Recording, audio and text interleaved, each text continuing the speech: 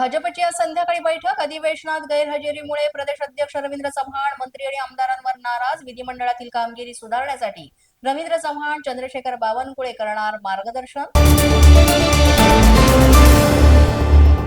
मनोज जरांगे आज लातूर दौऱ्यावर. हनुमान आराधना कार्यक्रमासाठी राहणार उपस्थित. सोहळ्यानिमित्त भाविकांशी साधणार संवाद.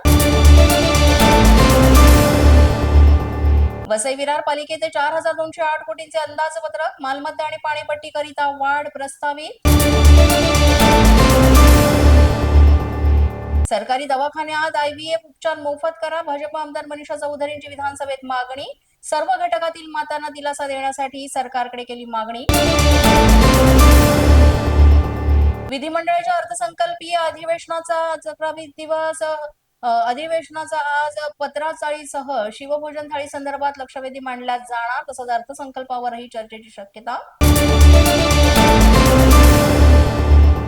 उष्माघातापासून सावध राहा, नागरिकांनी काळजी घ्यावी. जिल्हा आरोग्य अधिकारी डॉक्टर स्वप्नील बेले यांचं आवाहन. एप्रिल ते जून दरम्यान उष्णतेची लाट वाढण्याची शक्यता. वर्ध्यात आमदार अवलेदारी उपक्रमांतर्गत महाराजस्व अभियान शिबिर. आमदार राजेश बगाने यांनी एकाच दिवशी 3 मंडळांना दिली भेट. नागरिकांच्या महसूल विषयी तक्रारींचा शिबिरातच निपटारा.